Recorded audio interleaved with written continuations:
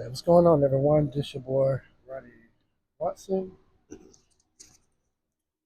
I'm finna do this review on my Canik MC9 Prime, but it's kind of hot in here.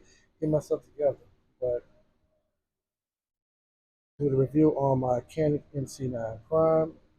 Let me get my disclaimer out the way. I am in a controlled environment. I am at the range, and my firearm and everything is unloaded, and I'm in a safe environment. So, YouTube people, I'm in line. But let me go ahead and switch this camera around and show you my Canon MC9 build. I'm gonna stop the video and then I'm gonna switch it around. All right. Okay. This is my Canon MC9. Let me get my microphone together. So as you see right now, this is my Canon MC9 Prime. Everyone is clear. Make sure it's unloaded. Nothing in the chamber. There's nothing there. It is safe and secure. I had a follower ask me about my build, and I wanted to give an overview of the upgrades that I have did to it, and to show y'all what it is. So right now, it's unloaded. So what I did recently, I installed the TLR X7 sub as well with the anti-matter thumb rest wing installed. I do have a Hogue grip that is from a GLOCK, and as well, let me take this off camera, from DPM Systems, I have installed a new spring. This is not the original spring that came with it. This is the one from DPM Systems, the recoil spring. I currently got the gold one installed. That is the one that I have that's installed with it. And it does really good with recoil management. Take this off camera. It does really good with recoil management. I haven't had really any issues with it. I do have my Osight S optic. As you can see, it's a red dot. And I'm going to put this back together and bring it back. But that's the only real thing I've made an adjustment with my Canik is the TLR sub. I do have the anti-matter wing, and it helps a lot with recoil as well. I'm probably going to get a couple shots in. There's some lubrication I got on it. It comes with the 17 round mag plus one in the chamber. And this Hogue grip that I do have installed on there is just for thumb placement.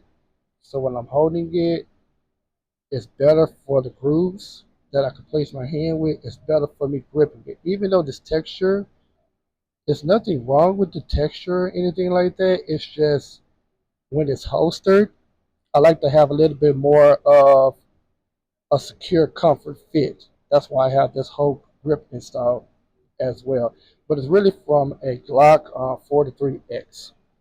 But the TLR sub adds some weight onto it, which is nice. I really like that a whole lot.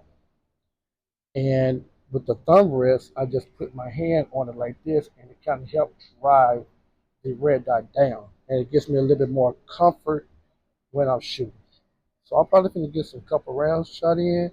Probably going to point the gun down range and just set up my target, and then I'll be back with that. But so far, this is what I have installed on my Canik. So if you're wanting to do the same thing that I have done, you can get the TLR X7 sub.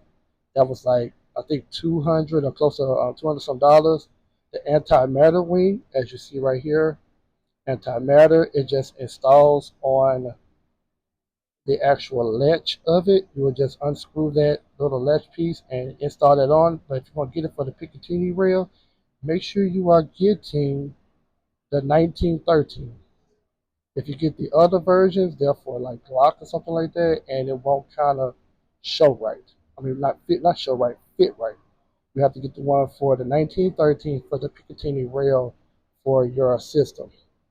But so far, I love it. I enjoy it. My hand placement is wonderful on it. I can just hold it like that. It's not, sorry, it's not a bad comfort. I get a good grip on it, a good purchase on it when I'm trying to aim with my red dot. Let me go ahead and stop this, get it set up, and probably show you some. Okay, I am back. I have loaded up 5 rounds. I am shooting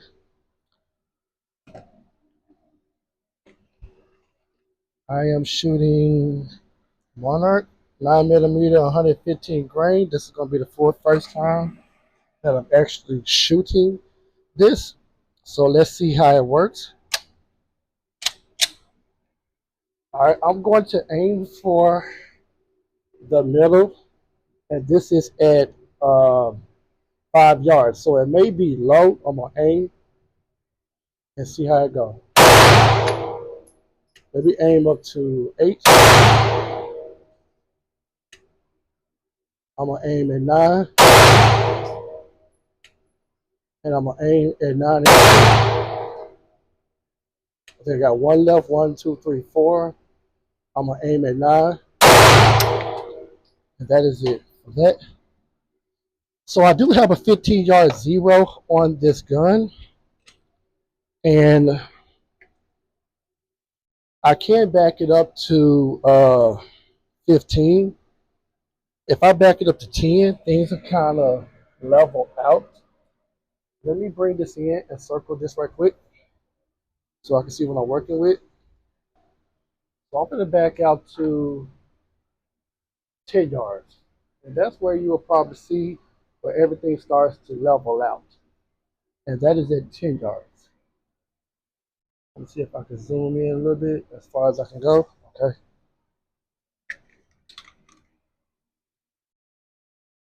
So I'm going to go for the same thing, 5 rounds. 5 rounds again at 10 yards. Let's see what we do. All right. Let's do it. 5 yards, 10 rounds, center mass.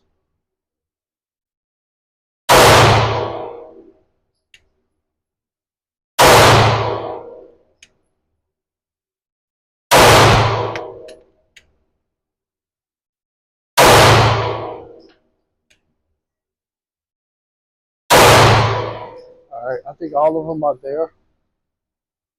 Let's go ahead and check that. Let's bring it in some more. As you can see, I got one at 9. Another one breaking the line between 9 and the center. One dead in the middle on X. Another one, so 1, 2, 3, 4. I think 1, 2, 3, 4, 5. So one is at 9. The second one, or one of them is breaking the line at 9. And 1, 2, 3, 4, 5. I believe 2 are on the X. So I got 2 at the center, as you can see it. 2 is at the center. So that's at 10 yards. That's not bad for at 10 yards. Let me go ahead and circle that as well. And I'm just going to back up to 15. So really, I don't have too much of a holdover at 10 because, like I said, it's 0 for 15. And the antimatter wing is really kind of stabilizing it. So I'm going to load up 5 more rounds. I'm not going to hold y'all too long. Just want to load up 5 more rounds. Sorry I'm not on camera because this is a tripod and I'm recording this from my phone, so I don't have a way of visually looking at the actual screen. So I'm just going to load up 5 more rounds and I'll move back to 15 yards. We are loaded. So once again, with the antimatter wing, I'm going to aim at the center and let's send it.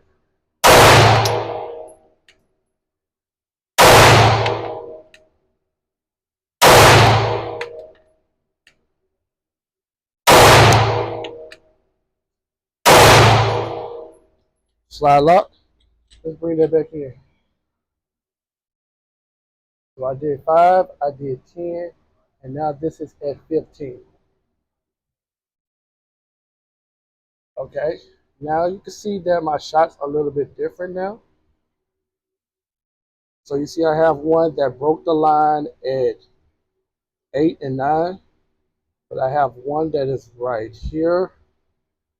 No, they're more in the center now. They're more in the center.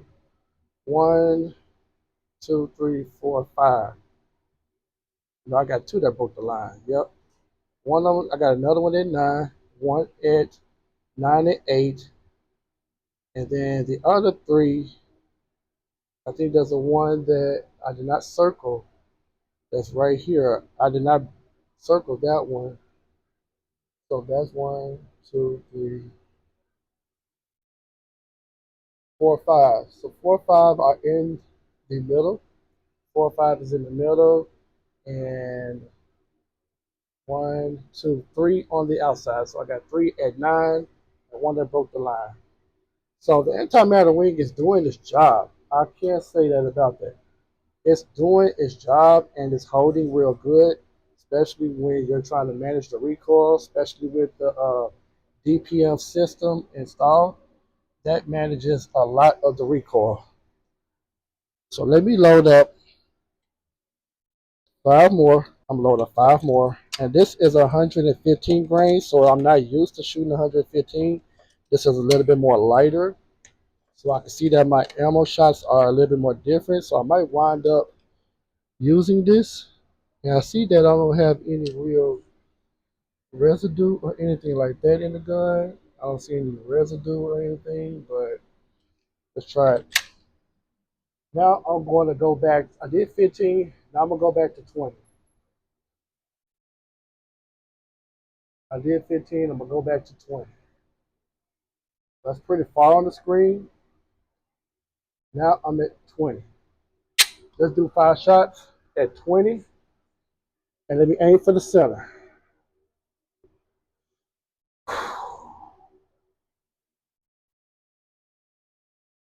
Now you're going to see some difference. All right. Let's try it again. I had to adjust my ears.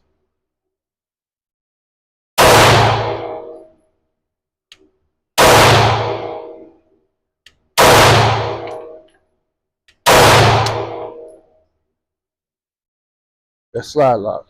Okay. You can see right there, I got 3 up there. That's at 20. And pretty much 1, 2, 3, 4, 5. The other ones are in the 9 area. So I was aiming kind of high on that one. And that's just because of my unsteady hands. But I got another one. Yeah, everything is in the middle except for those shots up there. So now I'm going to take this back to 25. Let's just run it all the way to 25.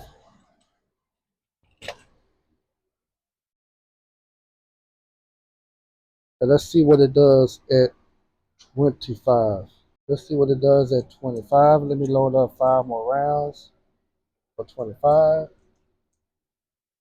And let's go from there. We'll load this up off camera. YouTube. All right, going hot. 125, 115 grain at 25 yards. Aiming for 7.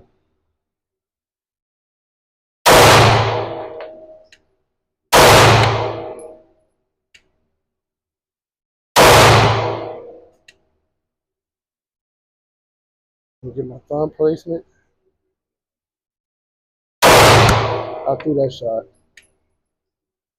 I threw that one too. So now you can see my shots kind of spread it out. I got one way over here. Those are still there. And then I got here, here,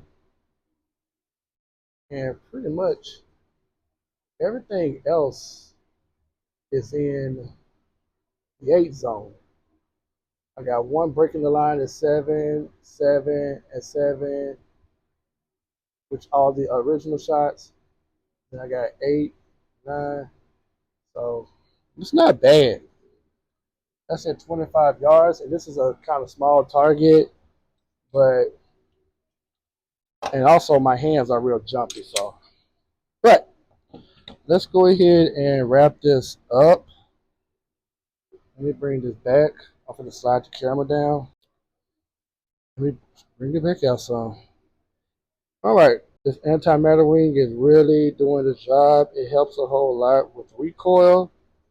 So if you're going to do a build like this with your Canik, there's nothing wrong with it. It does really good with the recoil. So by placing your thumb on there, just getting your grip and everything correct, it's not bad. And like I said, the weight from the TLR sub, that adds extra weight. That helps with recoil, pushing it down, as well as the recoil spring in there added for extra reduction of the muzzle flip. But this is really the all-star, the antimatter wing. So I'm going to wrap it up as that. This is my Canik MC9 setup, and hope y'all enjoyed it. See you.